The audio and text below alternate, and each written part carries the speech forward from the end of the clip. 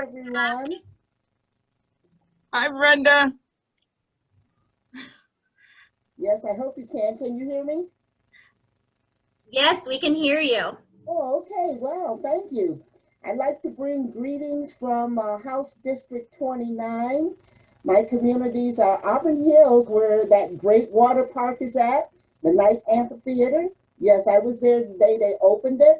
It is a fantastic venue and it's only taking up a small amount of space, but it's a beautiful place for families and children to come to and just play and have a good time. That's night amphitheater right there at Riverside Park. My other communities are Kego Harbor, Sylvan Lake, Orchard Lake Village, and of course, Pontiac. I'd like to talk a little bit about education. First of all, I want to give a great shout out to Senator Rosemary Bear because between the two of us, we tag team. We do work together. We get things done. And we just did a Pontiac School District Board of Education meeting where we presented 200 backpacks to our homeless children in the district. And by the way, Pontiac School District encompasses about 7 communities, including Auburn Hills, parts of Auburn Hills, and parts of Sylvan Lake. So Waterford as well, and West Bloomfield, I believe, and Bloomfield. So Pontiac School District, when you say Pontiac School District, you're not talking about Pontiac proper. You're talking about all the cities that encompasses Pontiac School District. And Senator Bear was able to give an update on appropriations where we were able to bring them in excess of $2 million to the school district. So this is the kind of work you can do when you tag team. Senator Bear on the appropriation side, I'm on the policy side, and together she and I work back and forth for the best interest of the children in the district. Let me see what else I want to say. We did that. On a personal note, Senator Bear and I were able to bring about $250,000 to Pontiac School District and the Pontiac area. Not only just Pontiac School District, but we also focus on our college children and our workforce between 25 and 40. I was able to get about $200,000 through PDC to work for a workforce development program. Unfortunately, the pandemic struck. We were not able to get those funds yet because we're still trying to balance the budget. Let's not talk about balancing the budget. We got until the end of this month. But these are the kind of things you can do when you work as a team. And Senator Bear and I work as a team. On the legislative side, and that's where I am, on the policy side, that's where I sit. I sit on the Education Committee up in Lansing. Was able to get the first bill from the policy committee, the Democratic Policy Committee, to come out of committee, House Bill 4483. This was a bill that was brought to my attention by several stakeholders in the community saying that our young people need to have cursive writing. They need to be able to read and write cursive. Well, I was pleased to say last week we were able to get that out the House of Representatives. It's on its way to the Senate. And if it's approved by the Senate, it will go to the governor's desk to become my second law that I've been able to obtain since I've been in Lansing.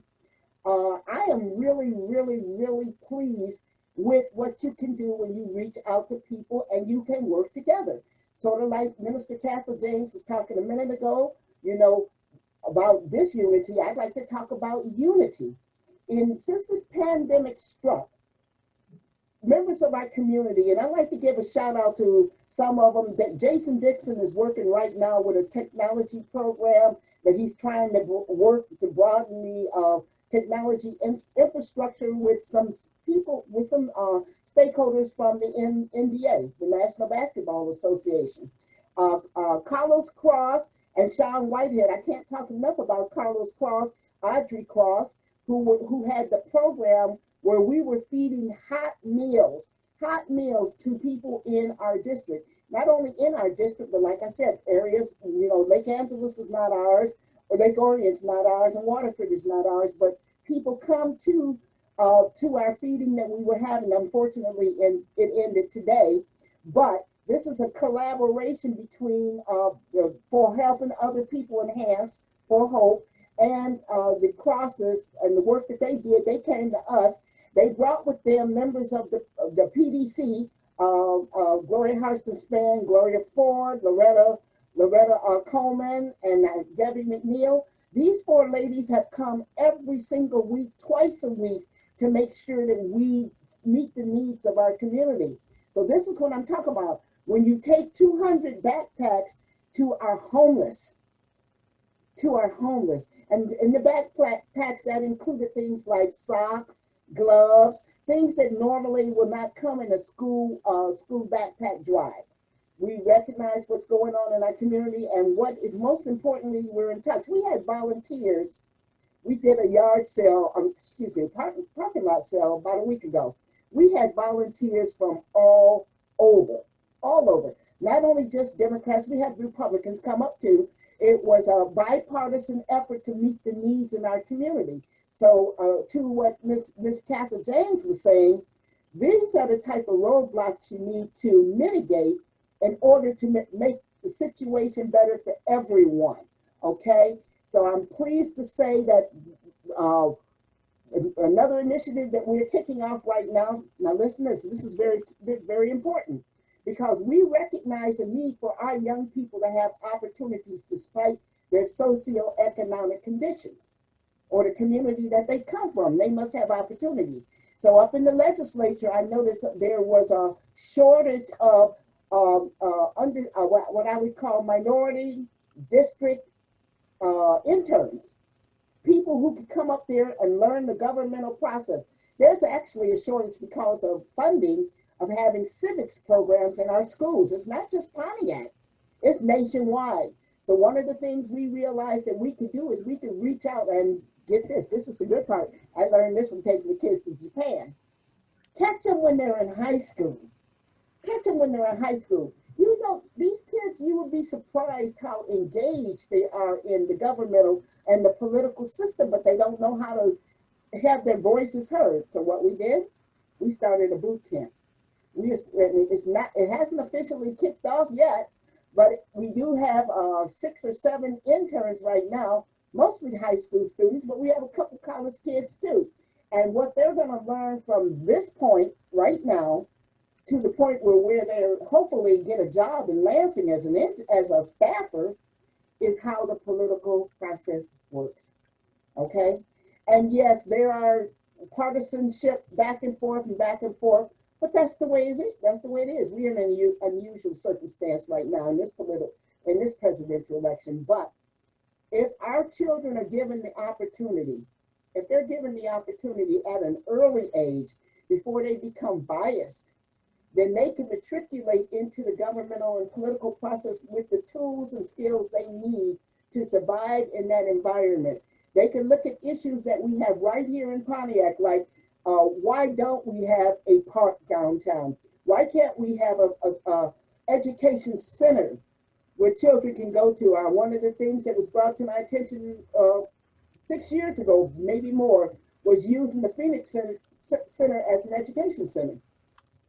How great would that be to have it right there, you know, where our children can have a place to go? We need to invest in a state-of-the-art library.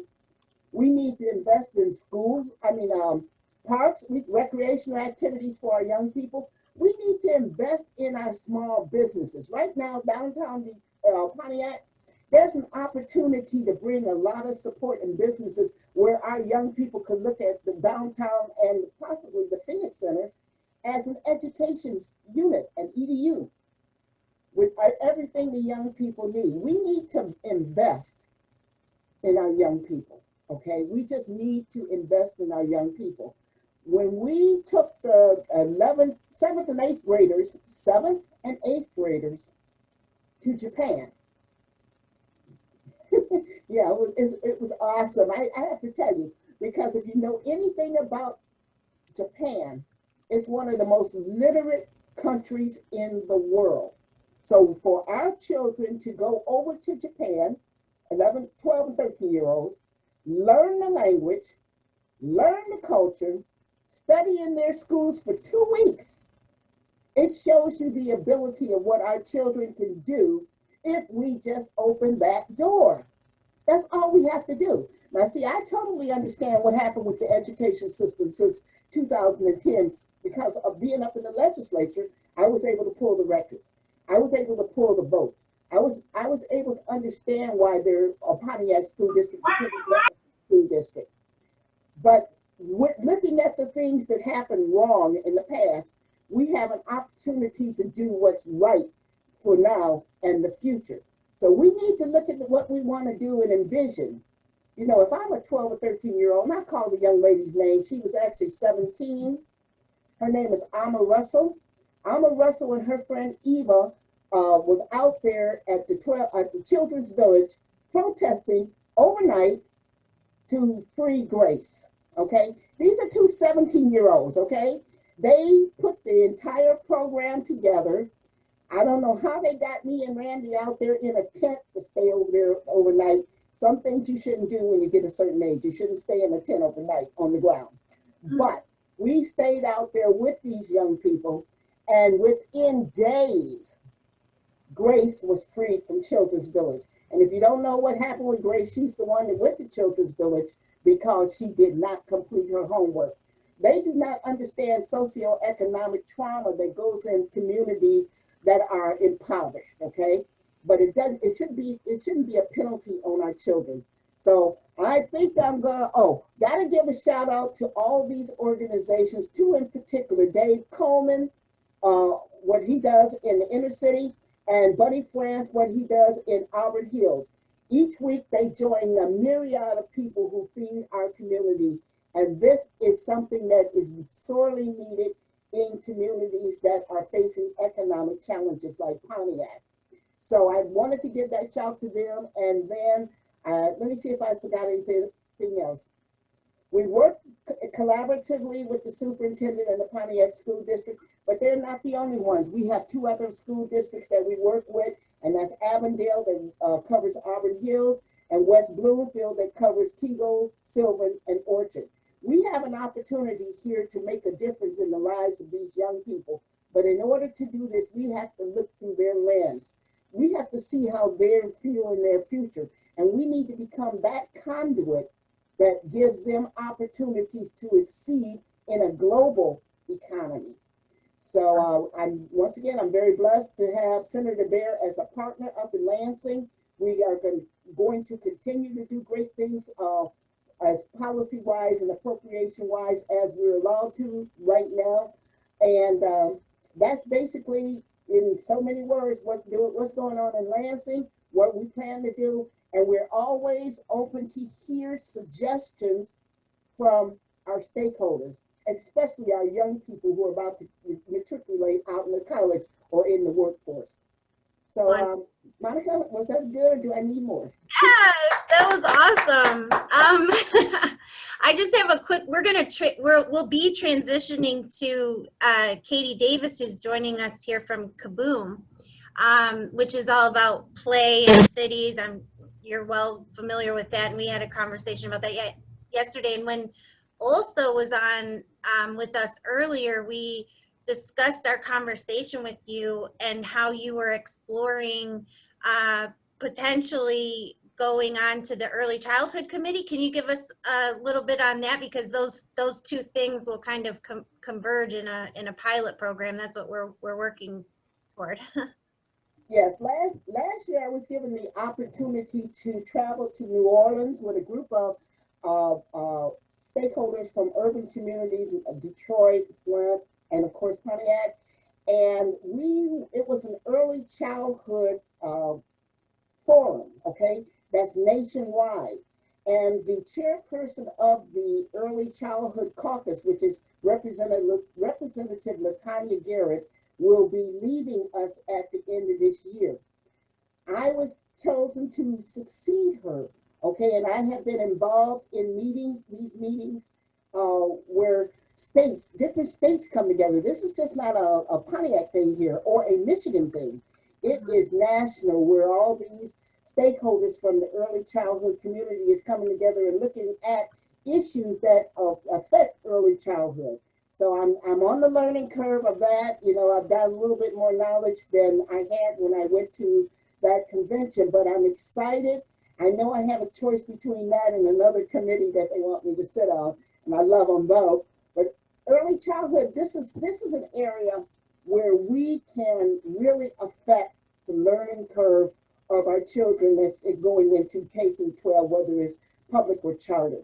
You know, children learn very, very fast. When they're toddlers, they pick up more information than we do in a lifetime because they're grasping information. Now, if we're able to affect the learning curve of our preschool children and fund programs that will help support this, their learning growth, then this is a great opportunity. I'm glad that I'm looking at as being the caucus chair, and if I'm not the caucus chair, but the committee chair for early childhood, and if I'm chosen, I would love to be more engaged in any program that model right here in our district, and if not, if it's outside of our district, I would love the feedback so I can get a ground perspective of the needs of our children from birth to 5 years old.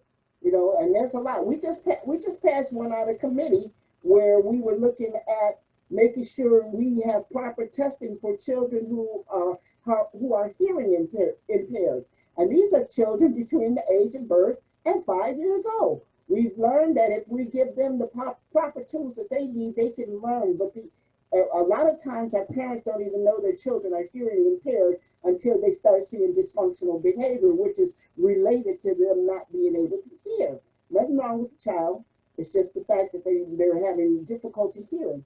So it's a huge opportunity, Monica, for us to look at an area where we can impact the learning curve before they get into kindergarten and start that 12-year learning curve, or 12-year plus. So yeah, I'm excited. I will let you know whether or not I'm the one chosen for that caucus, but if I'm not chosen for it, I will probably be on it. Okay. That's awesome. We'll do it anyway. Yeah, do it Just anyway. do it anyway, yeah. I don't think I'm gonna get away from education. There's something about me and education that's tied, okay? I know.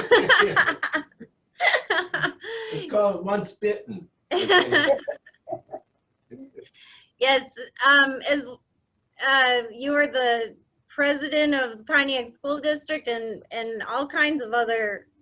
Yeah, it was during the time that I was president of Pontiac School District where I went to the superintendent and gave her this unimaginable proposal. Listen to that word again there. Unimaginable. Nobody thought that we could do it, you know, to our middle school kids. All of these things that you put and say, no, it can't work. No, it's negative. No, it won't happen. And thank God to the superintendent, she gave me the opportunity. And I remember the board's words. I was on the board. I was the president. And this is what they told me. Yes, we support it, long as we don't you can raise the money yourself. Okay, and in the board's defense, we were coming into that or coming out of the consent agreement. And the laws, I know now, the laws are very stringent in Lansing of what we could and could not do. Okay, so the board was correct with what they said, but thanks to the community. Now listen, Monica, this is a good one. Thanks to the community, it takes a village. We raised enough money to take those 11 children to Japan and finance their airfare, their clothing, everything they need. And it took the community to do that. So when we talk about what's not happening in our community, then all we have to do is just do it. Just do it. Our community is great. You know, Pontiac is great. I've learned a lot in the 23 years of being here in Pontiac. And I know what we can do if we just say, okay, yes, we know Lansing has got all these restrictions on us. And yes, we know there's all these policies, but the whole thing of it is, let's just do it anyway. Let's just do it anyway. And I tell you, Monica, if you could see, and I've got lots of videos. I'm doing cursive for your other effort. What? I'm doing cursive on a sticky note for your other effort. 4483. Because It's a mouse. I don't have my stylus, so it's pretty chunky, but here we go. We also have cursive function on this platform. it was the only bill that made it out, House Bill 4483. And I'm so proud because, see, I can read that. And I realized my granddaughter couldn't because she didn't have cursive. So she couldn't read the letter her dad left her. That is so important. There's so many neural connections when that they've tested between when we're typing versus writing in cursive that we're just losing so much of that. That's such a powerful effort. If anything we can do to highlight that, we're really thankful for your efforts on that. Well, if I could just leave with one really strong ask of our community, anybody that's watching this video, please, we have to mitigate what we can't do, and we have to propel what we can do. We can do anything that we want to do.